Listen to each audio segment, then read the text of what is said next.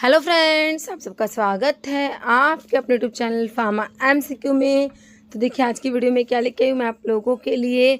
जो हमारा human anatomy and physiology है ना, तो उसमें जो हम सेल्स एंड टिश्यूज़ के बारे में पढ़ेंगे और फिर कुछ क्वेश्चंस डिस्कस करेंगे। पूरा का पूरा टॉपिक जो है हम इसमें रिवाइज कर लेंगे, है ना। आपका लगभग 40-50 मिनट्स में पूरा का पूरा टॉपिक जो है सेल्स एंड टिश्यूज़ वाला रिवाइज हो जाएगा। ओके, तो देखिए अभी जो है हमारा उड़ीसा में फार्मासिस्ट मल्टीपर्पज़ हेल्थ वर्कर वाला एग्ज़ाम है, उसकी भी एग्जामिनेशन डेट हमारे पास 3 अगस्त है। रेलवे में बम्पर वैकेंसी हमें देखने को मिलेगी ना।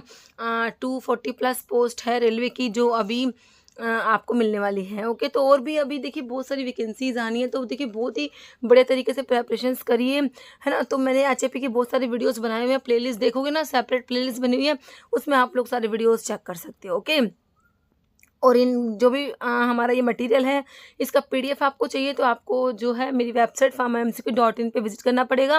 वहाँ पर मैंने क्रैश कोर्स स्टार्ट करे हुए हैं। उड़ीसा का क्रैश कोर्स है अभी फ़िलहाल, और डीएसएसबी वाला है, उनमें सारे पीडीएफ मटेरियल आप लोगों को अवेलेबल है। ओके, तो स्टार्ट करें। तो एचएपी है ह्यूमन एनाटॉमी एंड फिजियोलॉजी में सेल्स एंड टिश्यूज़ वाला टॉपिक जो है हम पढ़ेंगे, रिवाइज करेंगे और क्वेश्चन डिस्कस करेंगे। ओके, तो स्टार्ट करने से पहले अगर आप लोग चैनल पर नए हैं, आप चैनल सब्सक्राइब नहीं किया है, चैनल को प्लीज सब्सक्राइब कीजिएगा। वीडियो को लाइक करना, शेयर करना, कमेंट करना, बेल आइकन को प्रेस करना, ताकि जो नए वीडियोस होते हैं उनके नोटिफिकेशंस आप लोगों को मिल सके।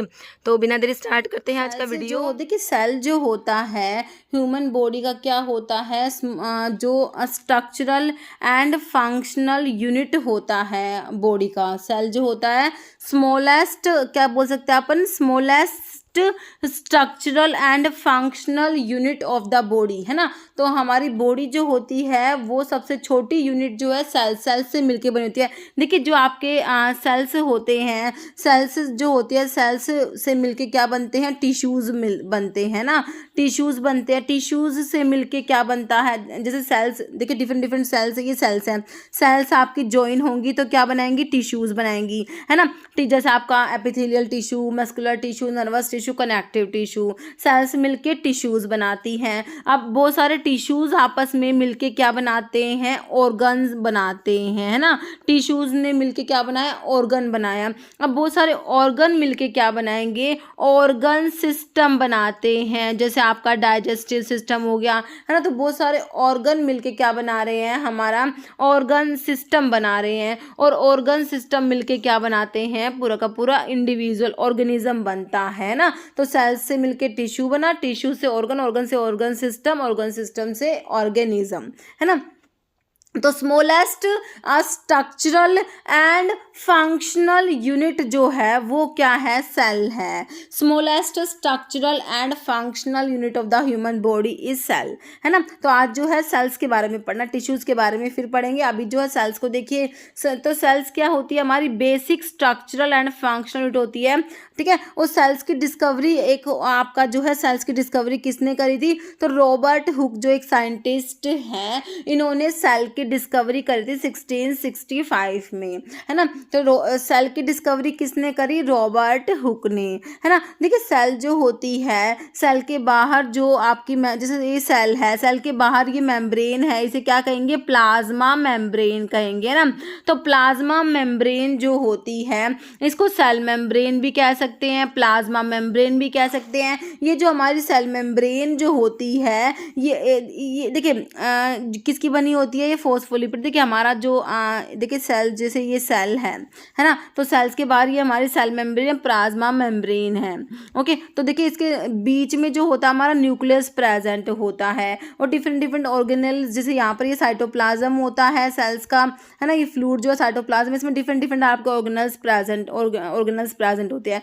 न्यूक्लियस जो होता है, लार्जेस्ट सबसे बड़ा जो ऑर्गेनल क्या है, वो न्यूक्लियस होता है, सेंटर में प्रेजेंट हो, इसके अंदर न्यूक्लियस होगा, और क्रोमोसोम्स है जिसमें आपके डीएनए, जेनेटिक इन्फॉर्मेशन जो स्टोर होता है डीएनए में, है ना। डीएनए और हिस्टोन प्रोटीन जो है ये प्रेजेंट होते हैं। ओके, ये भी सारा देखेंगे हम। पहले देखिए क्या बता रही थी मैं आपको, सेल मेम्ब्रेन है ना, सेल के बाहर जो है वो क्या है हमारे सेल मेम्ब्रेन। देखिए सेल मेम्ब्रेन को कह दो या फिर प्लाज्मा मेम्ब्रेन कह सकते हैं, सेल मेम्ब्रेन को क्या कह सकते हैं, प्लाज्मा मेम्ब्रेन। देखिए सेल मेम्ब्रेन जो होती है हमारी, ये किसकी बनी होती है, आपने पढ़ा ना फोस्फोलिपिड्स की बनी होती है। सेल मेम्ब्रेन किसकी बनी होती है, फोस्फोलिपिड्स की, है ना। तो सेल मेम्ब्रेन में देखिए आपके जो है फोस्फोलिपिड्स है, देखिए सेल मेम्ब्रेन में लिपिड्स होते हैं प्लस प्रोटीन्स भी होते हैं और कुछ कार्बोहाइड्रेट्स भी होते हैं। तो मेजर तो आपके क्या होती है इसमें, सेल मेम्ब्रेन्स में 40% मान लीजिए लिपिड्स हैं, 50% आपके प्रोटीन्स होते हैं और 1 से 10% तक कार्बोहाइड्रेट्स प्रेजेंट होते हैं। तो सेल मेम्ब्रेन में आपके लिपिड्स, प्रोटीन और कुछ कार्बोहाइड्रेट्स भी प्रेजेंट है। मेनली जो है लिपिड्स और प्रोटीन्स की बनी होती है हमारी सेल मेम्ब्रेन, है ना। फोस्फोलिपिड्स का बाई लेयर होता है, क्या होता है, बाई लेयर ऑफ फोस्फोलिपिड्स भी बोल देते हो इसको। फोस्फोलिपिड्स का बाई लेयर होता है, जो सेल मेम्ब्रेन होती है फोस्फोलिपिड्स की बनी होती है ना। तो फोस्फोलिपिड्स जो होते हैं वो double layer, by layer of phospholipids होते हैं, डबल लेयर होते हैं फोस्फोलिपिड्स की। ओके, तो देखिए आपका जो आपके लिपिड, देखिए सेल मेम्ब्रेन आपके लिपिड्स की बनी हुई है, तो लैक्टोजोल लाइक, तो आपके जो लिपिड सोल्यूबल सब्सटेंस होते हैं वो आपको मेम्ब्रेन को इजीली क्रॉस कर पाते हैं, जो लिपिड सोल्यूबल होते हैं, है ना। ठीक है, तो सेल मेम्ब्रेन या प्लाज्मा मेम्ब्रेन, और ये क्या होता है, सेलेक्टिवली परमिएबल होती है ना। Biological membrane that surround cytoplasm, क्योंकि ये साइटोप्लाज्म को सराउंड करे, क्योंकि सेल के अंदर जो है या बीच में न्यूक्लियस है, तो यहाँ पर ये जो फ्लूइड है साइटोप्लाज्म है, तो साइटोप्लाज्म को क्या सराउंड करती है। The membrane serve to separate and protect cell from it surrounding, है ना। सराउंडिंग एनवायरनमेंट से जो है ये सेपरेट कर रही है सेल को, and is made mostly from double layer phospholipids की, है ना। मेम्ब्रेन किसकी बनी है, डबल लेयर ऑफ फोस्फोलिपिड्स, है ना। फोस्फोलिपिड्स की क्या होती है, बाई लेयर होती है, डबल लेयर होती है। ओके, तो कह रहे इसको फोस्फोलिपिड बाई लेयर भी मैंने आपको बता दिया, ये सब है ना। तो ये आपका प्लाज्मा मेम्ब्रेन है, सेल मेम्ब्रेन के बारे में इतना ही है। क्वेश्चन बस इसमें से ये पूछा जाता है कि भाई सेल मेम्ब्रेन किसकी बनी हुई है, कि भाई फोस्फोलिपिड्स की बनी होती है, ध्यान रखना आपने। लिपिड्स प्लस प्रोटीन्स हैं और कुछ कार्बोहाइड्रेट्स भी प्रेजेंट होते हैं, है ना। तो ये आपने याद रखना है, यही क्वेश्चन बनता है इसके ऊपर, है ना। अब आपका साइटोप्लाज्म, जो सेल का साइटोप्लाज्म है उसमें डिफरेंट डिफरेंट ऑर्गेनल्स प्रेजेंट है। मैंने आपको बताया जो है, देखिए हमारा जो ये सेल है ना, तो ये हमारा क्या हो गया, प्लाज्मा मेम्ब्रेन हो गया। मैंने क्या कहा, सेंटर में हमारा न्यूक्लियस प्रेजेंट है, तो न्यूक्लियस में जो है हमारा न्यूक्लियोलस होगा, एक तो क्या न्यूक्लियोलस है, न्यूक्लियोलस, और यहाँ पर जो है हमारा क्रोमोसोम्स प्रेजेंट है, क्रोमोसोम, है ना। क्रोमोसोम जो है इसमें हमारा डीएनए होता है और इसके साथ में प्रोटीन होता है, हिस्टोन प्रोटीन होता है। ओके, और ये साइटोप्लाज्म जो है, ये सेल्स में जो ये फ्लूइड है ना आपका, ये साइटोप्लाज्म होता है, और न्यूक्लियस के अंदर जो फ्लूइड है ना उसे क्या कहते हो, न्यूक्लियोप्लाज्म कहते हो, है ना। तो आपका जो साइटोप्लाज्म है इसमें डिफरेंट डिफरेंट ऑर्गेनल्स प्रेजेंट होते हैं।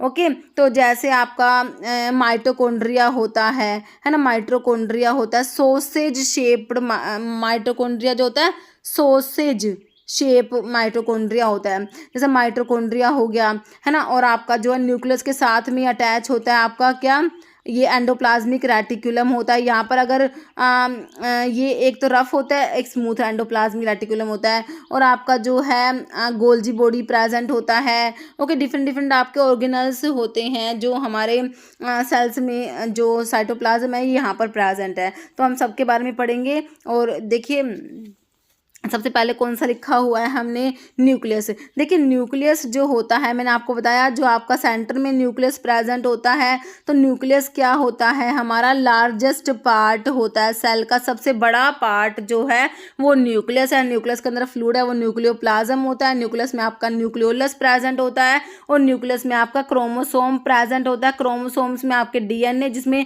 आपका हेरिडिटरी मटेरियल जो होता है डीएनए होता है, डीएनए में ही जेनेटिक इन्फॉर्मेशन स्टोर होती है ना। तो क्रोमोसोम्स में क्या है, डीएनए प्लस हिस्टोन प्रोटीन होती है। तो डीएनए जो होता है, डीएनए के बारे में हम लोग जब न्यूक्लिक एसिड पढ़ा, जब मैंने आपको बताया था डीएनए के बारे में, थोड़ा सा रिकॉल कर लीजिए।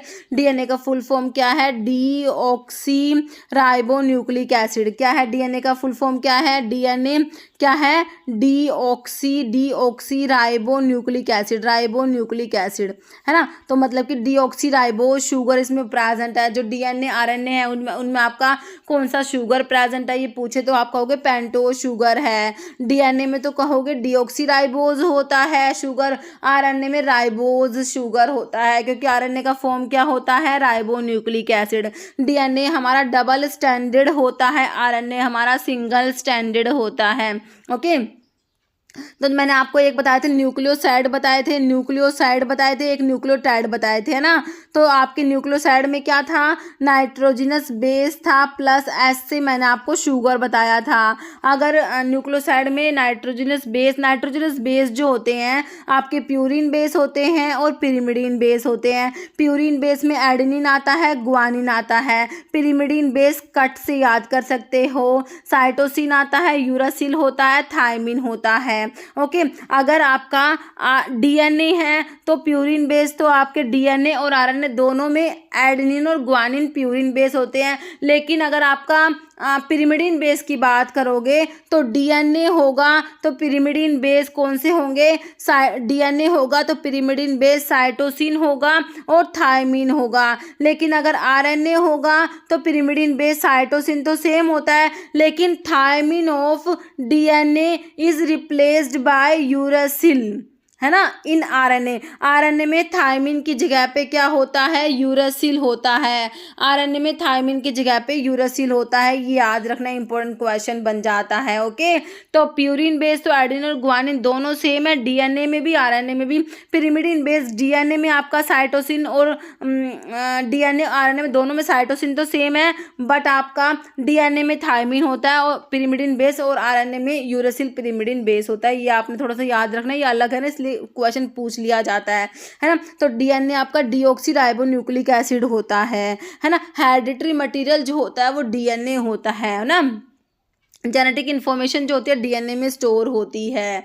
ओके, तो ये डीएनए जो है इसके बारे में इसलिए मैंने आपको थोड़ा सा यहाँ पर बता दिया, है ना। तो आपका न्यूक्लियोसाइड में तो क्या होगा, नाइट्रोजन बेस प्लस शुगर हो गया। और जो आपके न्यूक्लियोटाइड होते हैं इसमें क्या होगा, न्यूक्लियोसाइड प्लस फॉस्फेट और ऐड कर दो, है ना। नाइट्रोजन बेस और शुगर तो है, प्लस फॉस्फेट ग्रुप और ऐड कर दोगे तो आपका न्यूक्लियोटाइड बन जाएगा। ओके, तो ये हमने न्यूक्लियोसाइड और न्यूक्लियोटाइड के बारे में पढ़ा था, है ना। तो ये डीएनए के बारे में सारा हमने पढ़ लिया। और आपका जो आरएनए होता है वो सिंगल स्टैंडर्ड होता है। तो आरएनए में आपका जो होता है एमआरएनए होता है ना, टीआरएनए होता है, ट्रांसफर आरएनए, एक आपका होता है आरआरएनए, राइबोसोमल आरएनए होता है, ये एमआरएनए मैसेंजर आरएनए होता है। ओके, तो ये हो गया। और देखिए एक बात और याद रखना, डीएनए से अगर डीएनए बनता है तो उसे बोलते हैं रेप्लिकेशन ऑफ डीएनए, रेप्लिकेट हो रहा है, डीएनए से डीएनए बन रहा है।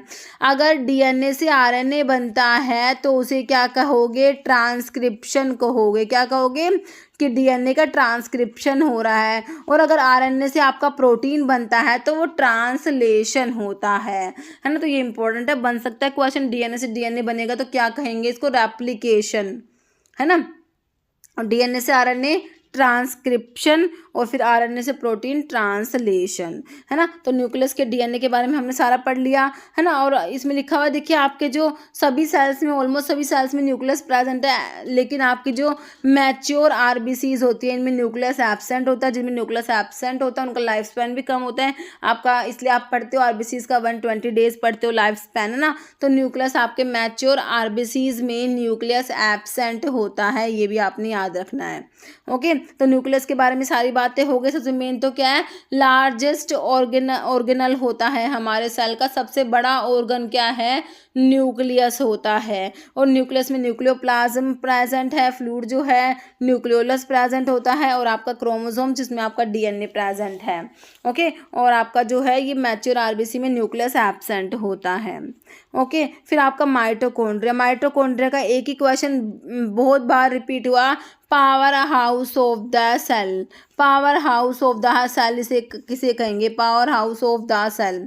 सेल का पावर हाउस किसे कहोगे? तो माइटोकॉन्ड्रिया को क्या कहोगे? पावर हाउस कहोगे। सेल का पावर हाउस किसे कहेंगे? माइटोकॉन्ड्रिया। देखिए माइटोकॉन्ड्रिया में एटीपी प्रोडक्शन होता है, जो सेल्स को अपनी मेटाबॉलिक एक्टिविटी परफॉर्म करने के लिए एनर्जी की रिक्वायरमेंट तो होती है ना, तो वो एनर्जी कहाँ से आती है? देखिए लगभग आपके ऑलमोस्ट सारी की सारी एनर्जी माइटोकॉन्ड्रिया से ही आती है। माइटोकॉन्ड्रिया जो है जनरेट करती है एनर्जी सेल्स के लिए। सेल की मेटाबॉलिक एक्टिविटी को परफॉर्म करने के लिए जो एनर्जी की रिक्वायरमेंट है वो माइटोकॉन्ड्रिया से एनर्जी आ रही है। माइटोकॉन्ड्रिया जो है एटीपी प्रोडक्शन होता है, और एटीपी जो है हमारा एनर्जी का सोर्स होता है ना। तो माइटोकॉन्ड्रिया को power house of the cell कहते हैं। अब क्वेश्चन बनेगा power house of the cell क्या है? तो हम कहेंगे माइटोकॉन्ड्रिया क्या है? Power house of the cell होता है। ओके, तो माइटोकॉन्ड्रिया के बारे में एक ही क्वेश्चन बना, power house of the cell क्या है? माइटोकॉन्ड्रिया है। न्यूक्लियस तो हमारा सबसे बड़ा पार्ट था, लार्जेस्ट जो पार्ट था सेल्स का वो क्या था? लार्जेस्ट ऑर्गेनल कौन सा था? न्यूक्लियस था। माइटोकॉन्ड्रिया क्या? पावर हाउस होता है सेल का। ओके, और माइटोकॉन्ड्रिया के बारे में मैंने आपको क्या बताया? देखिए एक माइटोकॉन्ड्रिया के अंदर खुद का डीएनए भी प्रेजेंट होता है, ये भी याद रखना है ना। मैंने आपको न्यूक्लियस में डीएनए बताया, माइटोकॉन्ड्रिया के अंदर भी खुद का अपना डीएनए प्रेजेंट होता है, और इसकी शेप सॉसेज शेप होती है ना। राइबोसोम, देखिए राइबोसोम्स को एक क्वेश्चन राइबोसोम्स के बारे में क्या आया कि protein factory of the cell. Cell की प्रोटीन फैक्ट्री किसे कहते हैं, है ना? प्रोटीन फैक्ट्री क्या है? तो राइबोसोम्स जो होते हैं ना, इनको क्या कहते हो? सेल्स की प्रोटीन फैक्ट्री कहते हैं। ये क्या करते हैं? Translate RNA to protein. तो ये प्रोटीन की सिंथेसिस कराते हैं राइबोसोम्स, है ना। तो इनको क्या कहते हैं? प्रोटीन सिंथेसिस की साइट होती है। प्रोटीन फैक्ट्री भी राइबोसोम्स को कहा जाता है। क्वेश्चन बना हुआ है एक एग्जाम में, ओके, कि भाई protein factory of the cell किसे कहोगे? तो राइबोसोम्स को कहोगे प्रोटीन फैक्ट्री। सारे के सारे ऑर्गेनल्स जो है आपके सेल्स के, इनके वन लाइन फंक्शन तो आपको पता होने चाहिए, क्योंकि बस क्वेश्चन सेल्स वाले टॉपिक से आपको क्या क्वेश्चन बनेगा? ये क्वेश्चन बनेगा आपके जितने भी ऑर्गेनल्स हैं सेल्स के, इनके आपको वन लाइन फंक्शन एटलीस्ट पता होने चाहिए बस। ओके, तो ribosome protein factory, mitochondria power house of the cell, nucleus largest organelle होता है। और ओके, अभी जो है सेंट्रियोल, सेंट्रियोल कह रहे functions to produce spindle fibre which are used to separate chromosomes. जब सेल डिवीजन होता है तो क्रोमोसोम्स को सेपरेट करने के लिए यूज किया जाता है सेंट्रियोल्स। ओके, तो ये हो गया सेंट्रियोल्स के बारे में। एंडोप्लाज्मिक रेटिक्यूलम, देखिए एंडोप्लाज्मिक रेटिक्यूलम को ER से डिनोट करते हैं। एक तो रफ एंडोप्लाज्मिक रेटिक्यूलम होता है, एक स्मूथ एंडोप्लाज्मिक रेटिकुलम होता है। ये रफ वाला रफ क्यों होता है? क्योंकि इसकी सरफेस पे राइबोसोम्स प्रेजेंट होते हैं। जैसे ये मैंने आपको उसमें ऐसे इस टाइप से आपका जो ये प्रेजेंट होता है, तो जो आपका रफ वाला है इसकी सरफेस पे क्या है? राइबोसोम्स प्रेजेंट होता है। तो इसकी रफ अपीयरेंस की वजह से क्या कहा जाता है? Rough endoplasmic reticulum. स्मूथ वाले की सरफेस पे राइबोसोम्स प्रेजेंट नहीं होते, तो इसको स्मूथ एंडोप्लाज्मिक रेटिकुलम कहते हैं। रफ एंडोप्लाज्मिक रेटिकुलम जो है रफ है क्योंकि राइबोसोम है, तो यहाँ पर प्रोटीन की सिंथेसिस होगी, है ना, प्रोटीन की सिंथेसिस होती है। और स्मूथ में प्रोटीन की सिंथेसिस नहीं होती, लिपिड्स की सिंथेसिस के लिए रिस्पॉन्सिबल होता है स्मूथ एंडोप्लाज्मिक रेटिकुलम। ओके, तो एंडोप्लाज्मिक रेटिकुलम में रफ और स्मूथ, तो ये इंपॉर्टेंट है कि रफ एंडोप्लाज्मिक रेटिकुलम में राइबोसोम प्रेजेंट है और स्मूथ एंडोप्लाज्मिक रेटिकुलम में राइबोसोम प्रेजेंट नहीं होते। ये आपने याद रखना है ना। तो एंडोप्लाज्मिक रेटिकुलम की दो फॉर्म है, रफ एंड स्मूथ। रफ में कह रहे हैं उसकी सरफेस पे राइबोसोम्स प्रेजेंट होते हैं, है ना, और जो राइबोसोम से प्रोटीन की सिंथेसिस हो गया that secret protein into endoplasmic reticulum. And smooth जो होता है उसमें राइबोसोम्स प्रेजेंट नहीं होते, इसमें जो आपके लिपिड्स की सिंथेसिस होती है स्मूथ वाले में। ओके, तो ये एंडोप्लाज्मिक रेटिकुलम के बारे में हो गया, है ना। फिर आपका गोल्जी बॉडी, गोल्जी अपैरेटस बोल दीजिए, गोल्जी बॉडी बोल दीजिए। कह रहे इसका फंक्शन क्या होता है? Process and pack the macromolecule. जैसे आपके प्रोटीन्स जो है रफ एंडोप्लाज्मिक रेटिकुलम में जो प्रोटीन्स बने थे, देखिए एक और बात, जो एंडोप्लाज्मिक रेटिकुलम होता है ना आपका, जो सेल के अंदर में सेंटर में न्यूक्लियस है, तो ये न्यूक्लियस के साथ में ही अटैच होता है आपका जो एंडोप्लाज्मिक रेटिकुलम होता है ना। तो आपका जो डीएनए जो आपका न्यूक्लियस के अंदर आपका जो एमआरएनए होता है, वो एमआरएनए जो होता है यहाँ आएगा रफ एंडोप्लाज्मिक रेटिकुलम के पास, है ना, जिससे आपके राइबोसोम्स जो है उसे प्रोटीन बनेगा, है ना। तो आपका ये बात और याद रखना, है ना, क्योंकि न्यूक्लियस के साथ में ही प्रेजेंट होता है ना। और गोल्जी अपरेटस जो है इसका काम क्या होता है, जो आपके प्रोटीन्स बने हैं, राइबोसोम्स ने क्या करे, प्रोटीन की सिंथेसिस करी है ना, तो उन प्रोटीन्स को और लिपिड्स जो है आपके स्मूथ वाले एंडोप्लाज्मिक रेटिकुलम में लिपिड्स बने और रफ वाले में क्या प्रोटीन्स बने, है ना। लिपिड्स और प्रोटीन्स जो बने हैं आपके एंडोप्लाज्मिक रेटिकुलम्स में, तो कह रहा है जो गोल्जी बॉडी क्या करेगा, उन लिपिड्स को, उन प्रोटीन्स को क्या करेगा, प्रोसेस करता है और पैकेजिंग का काम करता है, और उसके बाद जहाँ पर रिक्वायरमेंट होती है वहाँ पर उनको भेज दिया जाता है। तो आपका जो प्राइमरी फंक्शन गोल्जी बॉडी का क्या होता है, प्रोसेस करता है और पैकेज करता है मैक्रोमोलिक्यूल जैसे आपके proteins and lipids that are synthesised by the cells. Okay, तो ये गोल्जी बॉडी का काम है। लाइसोसोम को आपने क्या पढ़ा हो, सुसाइडल बैग कहते हैं। सुसाइडल बैग किसे कहते हैं, लाइसोसोम्स को कहते हैं। इनमें देखिए लाइसोसोम्स जो होते हैं ना, इनके अंदर ना digestive enzyme, hydrolytic enzymes present होते हैं। तो इनको अगर कोई भी फॉरेन पार्टिकल्स, बैक्टीरिया वगैरह अगर ये देख लेते हैं तो क्या करते हैं, उनको डिस्ट्रॉय करा देते हैं, क्योंकि इनके अंदर जो हाइड्रोलिटिक एंजाइम्स प्रेजेंट है वो क्या करेंगे, बैक्टीरिया वगैरह को क्या कर देते हैं, डाइजेस्ट करा देते हैं। दे डाइजेस्ट एक्सेस और worn out organelles, food particles, engulf virus और बैक्टीरिया को एनगल्फ कर लेंगे, तो इनको सुसाइडल बैग भी कहते हैं, लाइसोसोम्स को। ओके, क्रोमेटिन होता है। क्रोमेटिन कह रहे हैं this makeup chromosomes and is a mixture of DNA with various protein. जो आपका जो क्रोमेटिन होता है, तो ये क्या है, मेकअप क्रोमोसोम्स बनाता है ये, और इसमें डीएनए और इसमें जो है आपके वेरियस प्रोटीन्स, डीएनए के साथ में आपके जैसे हिस्टोन प्रोटीन्स होता है, तो ये भी एक बार एग्जाम में क्वेश्चन बना हुआ है। ओके, तो डीएनए के साथ में जो आपका प्रोटीन होता है, हिस्टोन प्रोटीन होता है, ये भी आया था कि भाई क्रोमेटिन में क्या है, DNA plus histone protein. Okay, तो ये हमारे हो गए सारे के सारे क्या है, ऑर्गेनल्स होते हैं सेल्स के।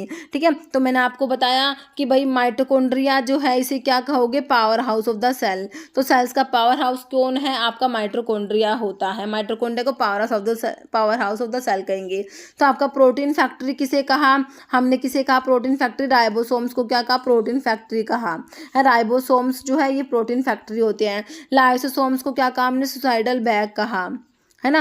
रफ एंडोप्लाज्मिक रेटिकुलम का नाम रफ क्यों है, क्योंकि इसकी सरफेस पे क्या राइबोसोम्स प्रेजेंट है ना। स्मूथ जो एंडोप्लाज्मिक रेटिकुलम है ये स्मूथ है, क्योंकि इसकी सरफेस पे जो है राइबोसोम्स प्रेजेंट नहीं है ना। बाकी गोल्जी बॉडीज पढ़ा, तो इसमें जो है मेन जो सेल्स में आपका है, आपको यही पढ़ना है, डिफरेंट डिफरेंट ऑर्गेनल्स, इनके वन लाइन फंक्शंस। न्यूक्लियस का बताया मैंने, लार्जेस्ट ऑर्गेनल जो होता है सेल्स का वो न्यूक्लियस होता है ना। न्यूक्लियस के अंदर आपका जो है जेनेटिक इन्फॉर्मेशन डीएनए में स्टोर होता है। सेल्स के बारे में हमने पढ़ा, है ना। तो टिश्यूज़ जो होते हैं आपके, देखिए मैंने आपको बताया सेल्स जो होती है, सेल्स से मिलके क्या बनता है, टिश्यूज़ बनते हैं। टिश्यूज़ मिलके क्या बनाते हैं, हमारा देखिए डिफरेंट डिफरेंट सेल्स होती है, सेल्स मिलके टिश्यूज़ बनते हैं।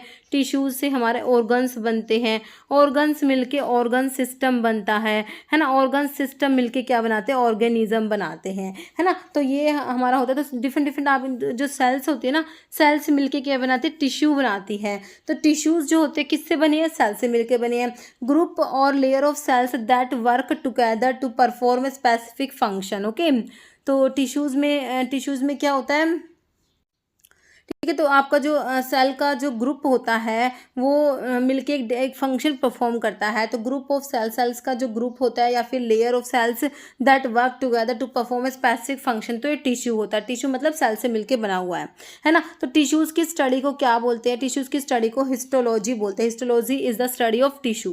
ओके, देखिए टिश्यूज़ जो आपके जो बेसिकली 4 टाइप्स के होते हैं। एक तो आपका एपिथेलियल टिश्यू होता है, एक आपका कनेक्टिव टिश्यू होता है, मस्कुलर टिश्यू होता है और नर्वस टिश्यू होता है। ये आपके 4 टाइप के टिश्यू होते हैं, connective tissue, muscular tissue, nervous tissue and epithelial tissue. तो एक क्वेश्चन तो यही बन जाएगा कि भाई टिश्यूज़ कितने टाइप के हैं। तो आपको जैसे 3 टाइप ये दे दिए, एक कुछ अलग दे दिया, इनमें से कौन सा टिश्यू का टाइप नहीं है इस टाइप से, है ना, या फिर all of the above type आ गया क्वेश्चन। तो टिश्यूज़ आपके 4 टाइप्स के, एपिथेलियल, नर्वस, मस्कुलर और कनेक्टिव टिश्यू।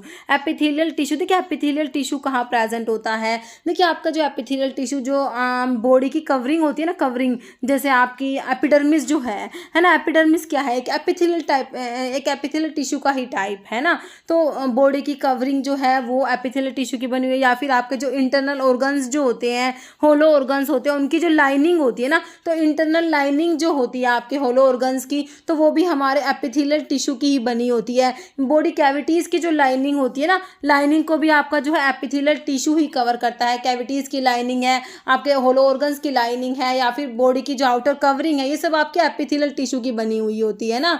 तो एपिथेलियल टिश्यू जो है आपका, देखिए टिश्यूज़ में आपको एक तो बेसिकली 4 टाइप पता होने चाहिए कि भाई मस्कुलर टिश्यू, एपिथेलियल, कनेक्टिव और नर्वस टिश्यू है ना। बाकी इनके थोड़े से भाई फंक्शन क्या परफॉर्म करता है, इतना तो बेसिक तो देखिए हमें पता होता ही है ना। बाकी डिटेल डीप में ज़्यादा पढ़ने की जरूरत है नहीं। एपिथेलियल टिश्यू देखिए हमारा क्या है, outer surface of organ and blood vessels through out the body है ना। तो जो आउटर सरफेस है ऑर्गन्स का, जो आउटर सरफेस है ब्लड वेसल्स का आउट, उन सबको लाइन करेगा हमारा epithelial tissue, as well as inner surface of cavities जो है, कैविटीज़ की inner surface in many internal organs है ना। इंटरनल ऑर्गन्स का मैंने आपको बताया कि भाई आपके जो होलो ऑर्गन्स हैं उनकी लाइनिंग जो है हमारा एपिथेलियल टिश्यू की बनी हुई है। जैसे एपिडर्मिस इसका एग्जाम्पल होता है, outer most layer of skin जो है ये किसकी बनी हुई है, एपिथेलियल टिश्यू की। Epithelial tissue is one of the 4 basic है ना, 4 टाइप्स जो उनमें से एक आपका एपिथेलियल है। 4 टाइप वही मैंने आपको बताया, कनेक्टिव, मस्कुलर, नर्वस टिश्यू और एक आपका एपिथेलियल टिश्यू हो गया है ना। तो देखिए एपिथेलियल टिश्यू है ना आपका जो होता है सिंपल एपिथेलियम होता है, जिसमें क्या सिर्फ मतलब कि एक ही सेल की लेयर, जैसे आपका जो सिंपल स्क्वैमस होता है, तो इसमें मतलब कि देखिए ऐसे ना सेल की, फ्लैट सेल की मतलब एक ही लेयर होगी, सिंपल एक ही लेयर होगी, तो ये आपका सिंपल एपिथेलियम। अगर इसमें एक से ज़्यादा लेयर है, जैसे एक लेयर है, फिर उसके ऊपर दूसरी लेयर, फिर उसके ऊपर तीसरी लेयर है ना, तो वो आपका कंपाउंड एपिथेलियम होता है। तो सिंपल एपिथेलियम टिश्यू में क्या होता है, सिर्फ एक लेयर होती है सेल्स की है ना। तो वन सेल थी कि एक सेल की लेयर होती है, यूनिलेयर्ड होता है। और जो आपका कंपाउंड एपिथेलियम होता है उसको स्ट्रेटेड एपिथेलियम भी कहते हैं।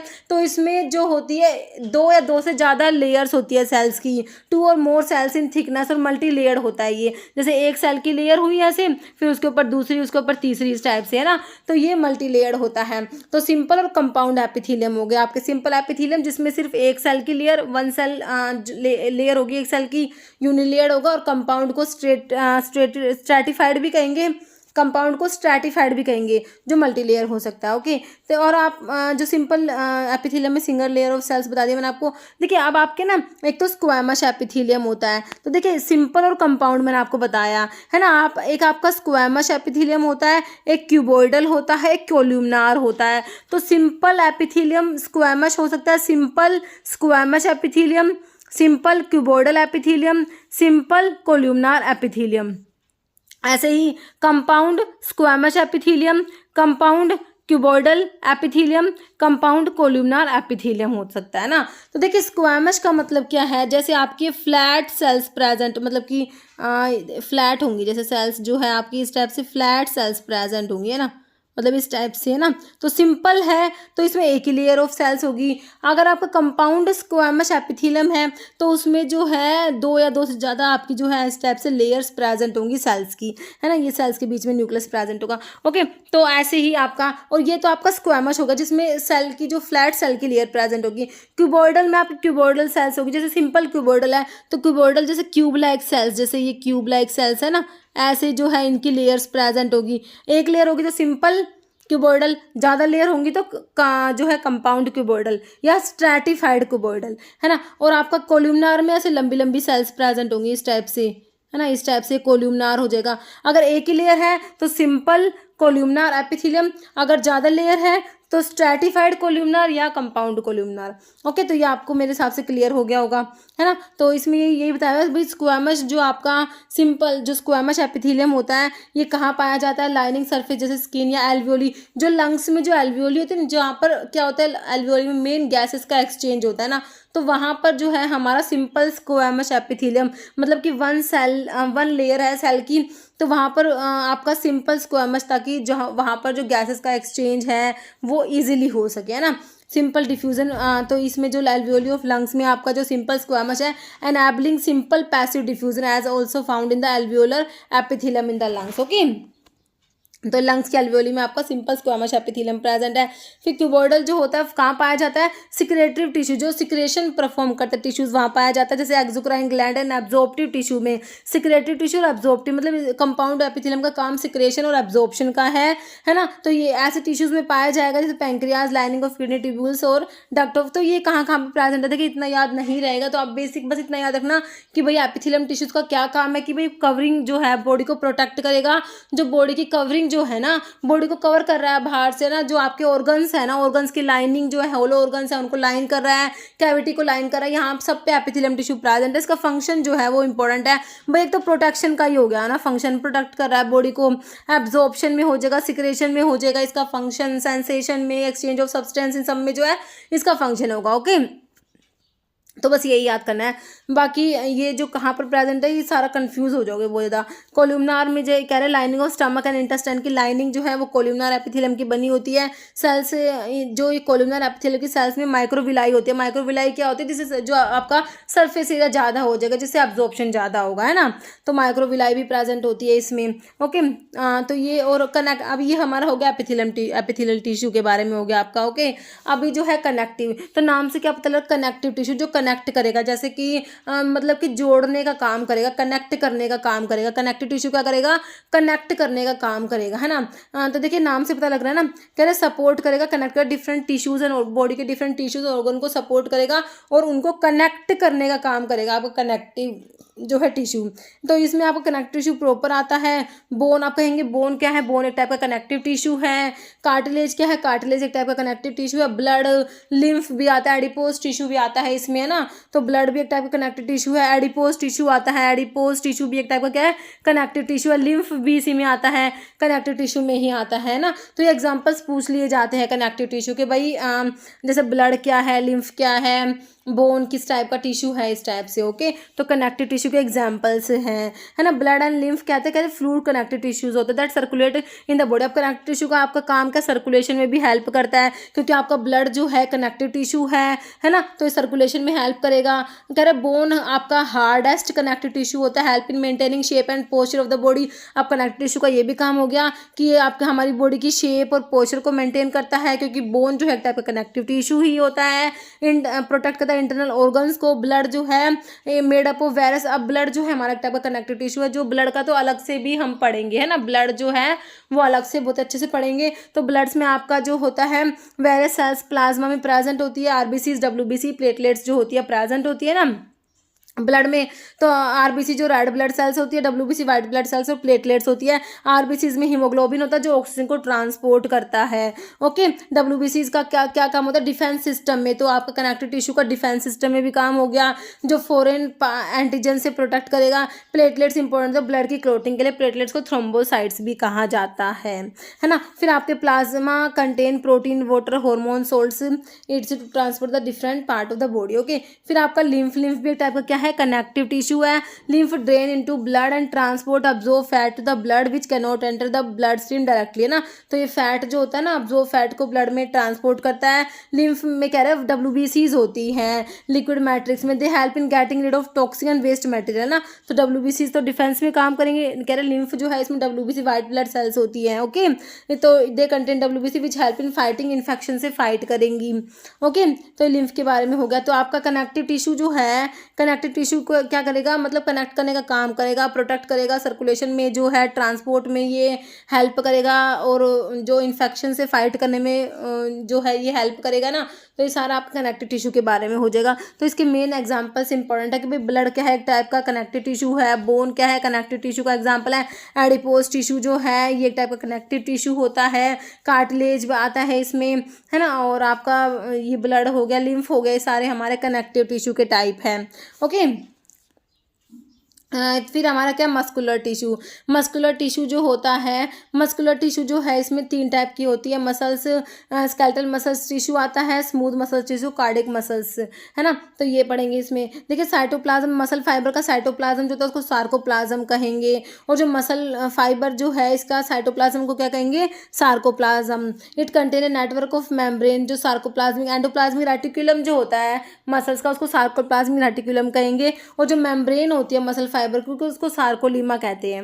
ओके, तो मसल्स टिश्यू, जो मस्कुलर टिश्यू है हमारा, skeletal muscle tissue, smooth muscle tissue, cardiac muscles tissue. Cardiac muscle जो हमारे हार्ट की मसल्स होती हैं, है ना। तो skeletal muscles tissue, skeletal muscles जो होती है ना, ये स्ट्रेटेड मसल सेल्स होती है ना। इसमें मतलब striations, linings present, striations present होती है स्केलेटल मसल्स में, है ना। तो स्केलेटल मसल्स जो होती है ये क्या होती है, वॉल्यूंटरी होती है। क्या होती है, वॉल्यूंटरी होती है ना। तो हम मतलब अपनी इच्छा से इनको, जैसे हमारा हाथ है हम इसको मूव कर सकते हैं, है ना। तो स्केलेटल मसल्स वॉल्यूंटरी होती है। स्मूथ मसल्स और कार्डिक मसल्स हम पढ़ेंगे, ये इनवॉल्यूंटरी होती है ना। जो आपकी स्केलेटल मसल्स है वो वॉल्यूंटरी होती है। और स्केलेटल मसल्स जो होती है इनमें ना एक से ज़्यादा न्यूक्लियस प्रेजेंट होते हैं। ये स्केलेटल मसल्स होती है हमारी लॉन्ग होती है, तो इनमें ना एक से ज़्यादा न्यूक्लियस प्रेजेंट होते हैं। करेक्ट, स्केलेटल मसल्स की cells of these tissues are multinucleated, इनमें एक से ज़्यादा न्यूक्लियस प्रेजेंट है। They bring about the movement of organs of the body, body के ऑर्गन्स की मूवमेंट परफॉर्म करती है हमारी क्या, स्केलेटल मसल्स टिश्यू, है ना। तो हमारा हाथ जो है ये मूव कर पा रहे हैं, तो ये सब क्या, स्केलेटल मसल्स की वजह से। फिर स्मूथ मसल्स कहाँ प्रेजेंट है, देखिए स्मूथ मसल्स, देखिए स्मूथ नाम से पता लग रहा है, स्मूथ मतलब ये नॉन स्ट्रिएटेड है। स्केलेटल मसल्स में तो स्ट्रिएशंस थी, स्ट्रिएटेड थी, अब कार्डिक मसल्स भी स्ट्रिएटेड होंगी, लेकिन स्मूथ मसल्स नॉन स्ट्रिएटेड होती है। इनवॉल्यूंटरी मसल्स होती है, control by autonomic nervous system, ठीक है। स्मूथ मसल्स इनवॉल्यूंटरी होती है। It stimulate the contractility of digestive, urinary, reproductive system, blood vessels and airway, है ना। तो ये यहाँ पर डाइजेस्टिव सिस्टम, यहाँ पर urinary, reproductive system, blood vessels यहाँ पर जो है ये प्रेजेंट होती है। ओके, तो स्मूथ मसल्स हो गई, ये इनवॉल्यूंटरी है। फिर कार्डिक मसल्स है जो हार्ट की मसल्स होती है, they are found only in the heart, सिर्फ हार्ट में प्रेजेंट होती है, क्योंकि कार्डिक वर्ड हमारा हार्ट के लिए आता है। ये इनवॉल्यूंटरी मसल्स होते हैं, क्योंकि देखिए हार्ट, देखिए आपका ब्लड को पंप करता रहेगा, हार्ट बीट करता रहेगा, वो अपनी इच्छा से तो हम कर नहीं सकते हैं ना, वो तो ऑटोमेटिक चलता रहता है प्रोसेस, है ना। तो ये हमारी इनवॉल्यूंटरी मसल्स होती है। हार्ट पंप करता है ब्लड थ्रू आउट, जो है कार्डिक कॉन्ट्रैक्शन, है ना। जो हार्ट ब्लड पंप करता है, हार्ट कॉन्ट्रैक्ट होता है, उसी से तो हमारा ब्लड जो होता है जो लेफ्ट वेंट्रिकल से ओटा के through different different body parts में जाता है, कॉन्ट्रैक्शन सिस्टोल होता है वेंट्रिकल का, है ना। तो आपका जो है ये these are involuntary muscles and the heart pump blood throughout through cardiac contraction. Okay, cells of cardiac muscles की जो सेल्स होते हैं कार्डियोमायोसाइट्स से स्ट्रेटेड्स होती हैं, ये तो मैंने आपको बता दिया ना।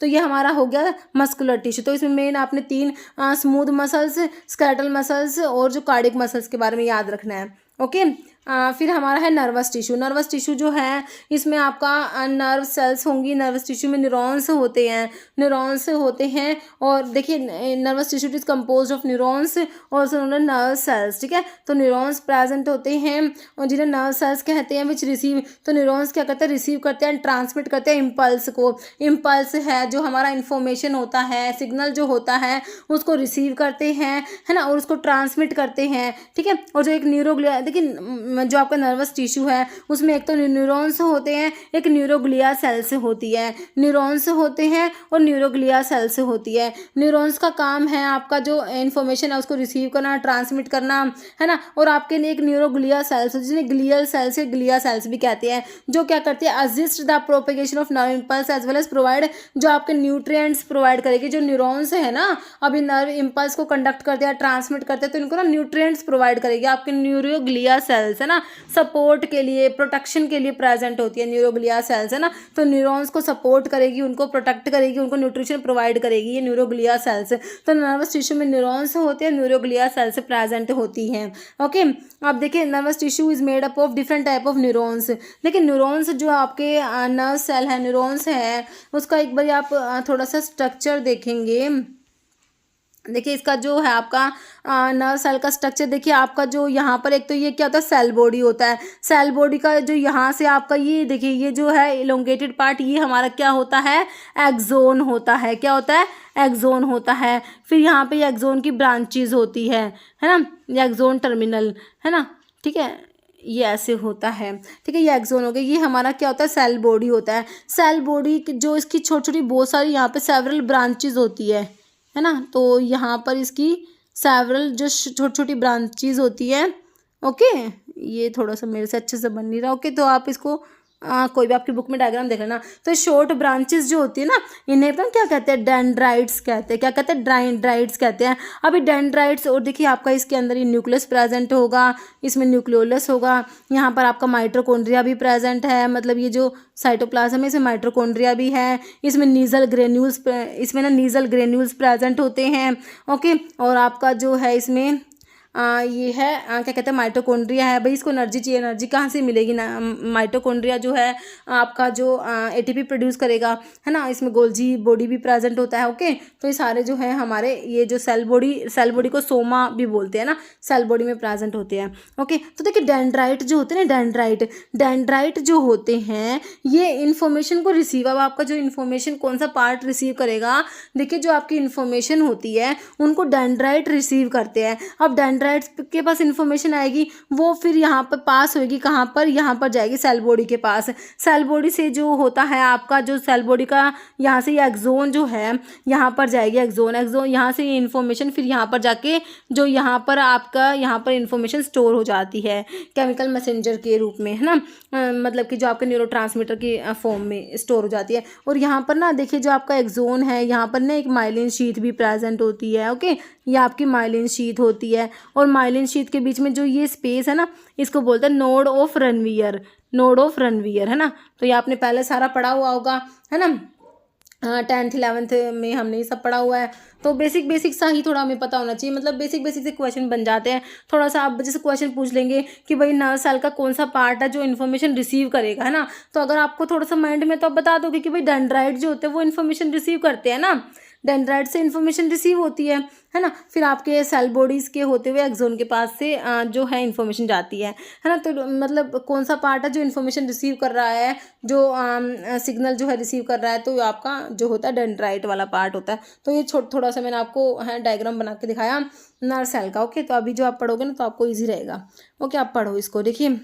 तो ये मैंने आपको बता दिया, इसमें न्यूरॉन्स और न्यूरोग्लिया सेल्स होती है। अब नर्वस टिश्यू में डिफरेंट टाइप के न्यूरॉन्स होती है, जिसमें से ऑल ऑफ विच है एक्सोन होता है। एक्सोन अभी हमने देखा है ना, axon is a long stem like part cell का होता है, लॉन्ग होता है ना, that send action potential to the next cell. तो यहाँ से जो एक्शन पोटेंशियल है, आपका सिग्नल है, वो नेक्स्ट सेल में जाएगा, है ना। द मेन पार्ट क्या है हमारा, सेल बॉडी। मैंने आपको सेल बॉडी दिखाया था, बीच में हमारा सेल बॉडी था, यहाँ से ये एक्सोन था, और यहाँ पर जो है हमारे ये क्या बनाए थे मैंने, यहाँ पे डेंड्राइट्स बनाए थे ना, और ये फिर एक्सोन का ब्रांचेस हो जाएगी, एक्सोन टर्मिनल, है ना। और यहाँ पर ये न्यूक्लियस है, मैंने सारा आपको बना के बताया।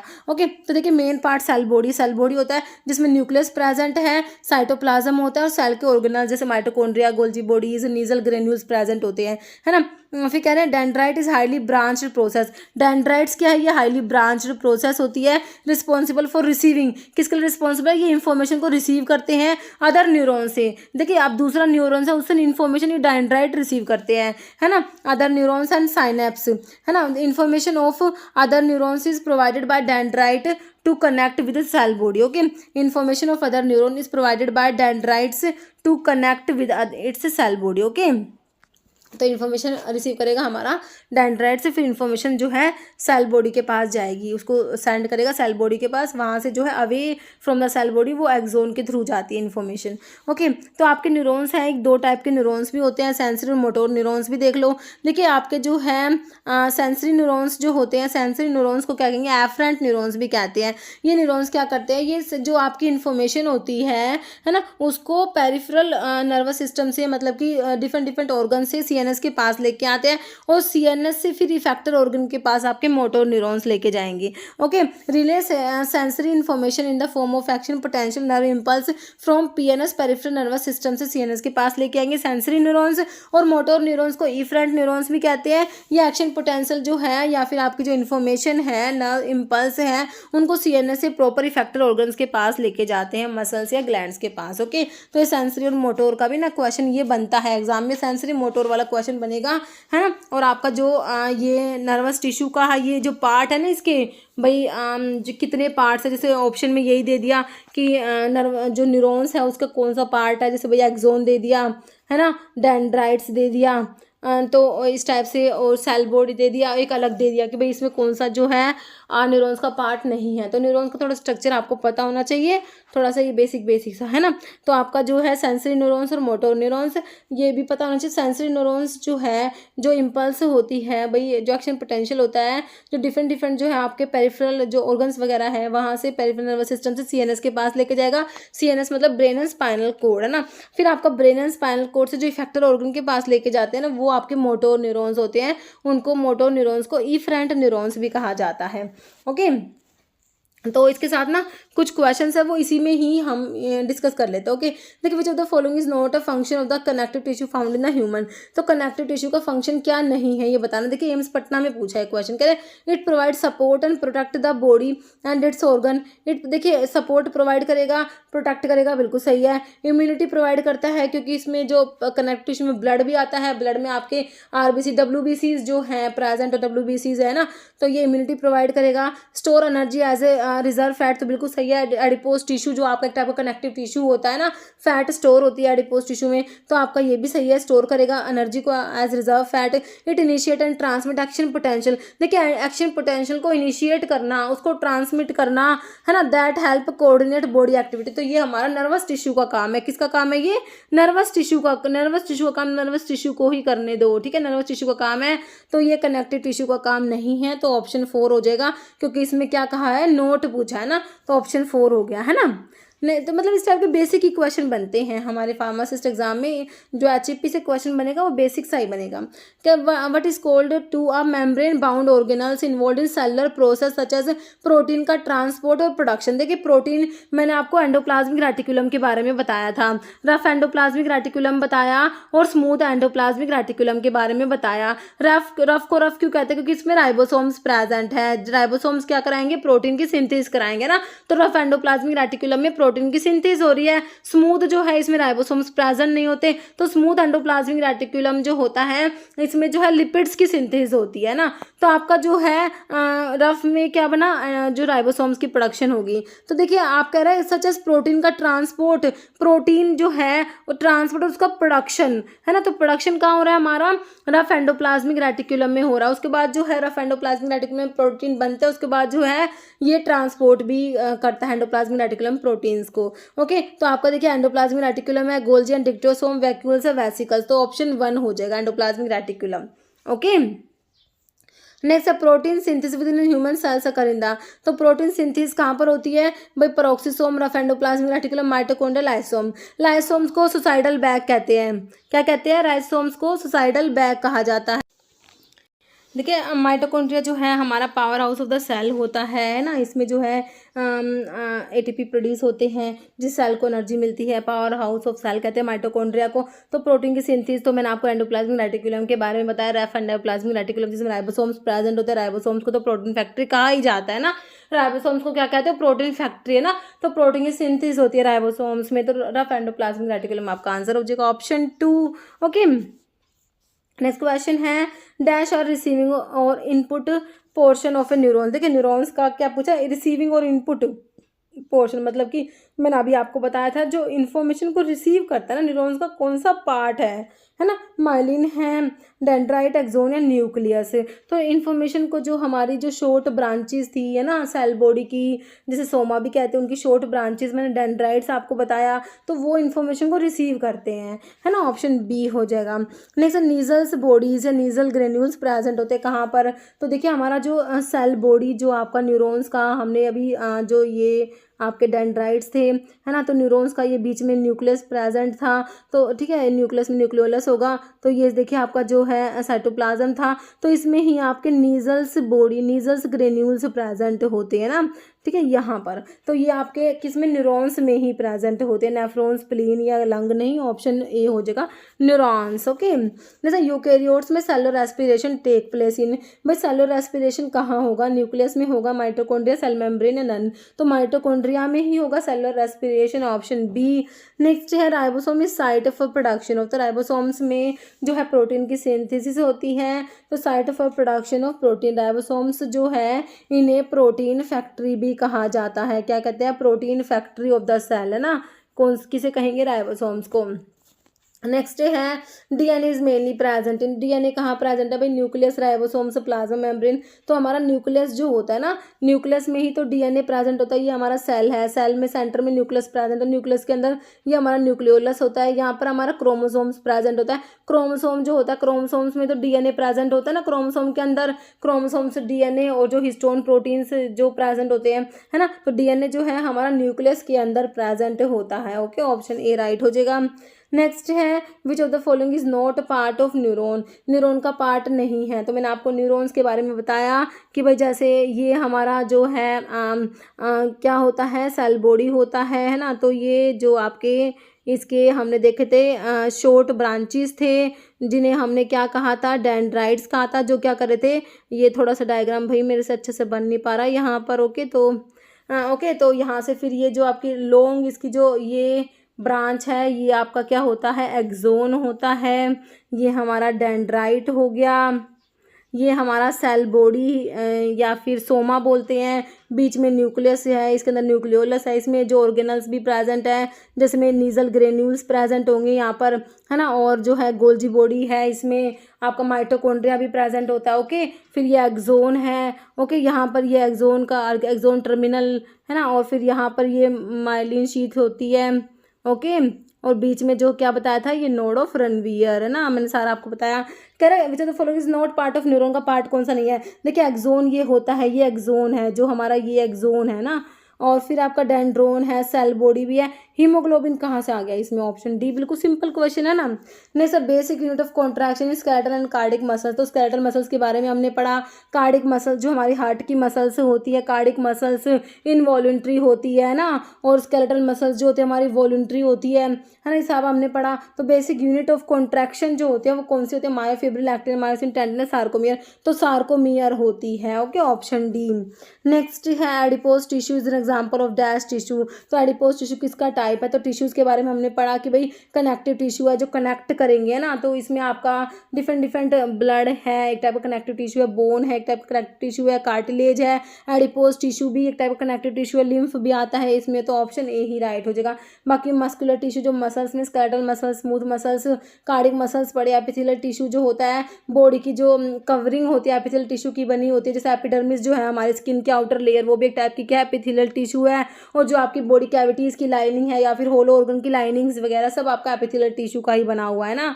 नर्वस टिश्यू के बारे में हमने देखा, नर्वस टिश्यू में न्यूरॉन्स और न्यूरोग्लियल सेल्स होती हैं। ओके, नेक्स्ट क्वेश्चन है 12th cranial nerve associated with movement of tongue. तो क्रेनियल नर्व्स 12 होती है, 12 पेयर्स होती है। उपटा फगवा से मैंने आपको याद करा रखा है ना, उपटा फगवाहा है ना। तो 12th वाली एच वाली कौन सी है, फेशियल है, हाइपोग्लोसल, मैंडिबुलर, ग्लोसोफरेंजियल है ना। लास्ट वाली जो है 12th हाइपोग्लोसल नर्व हो जाएगी, ऑप्शन आपका 2 राइट हो जाएगा ना, हाइपोग्लोसल।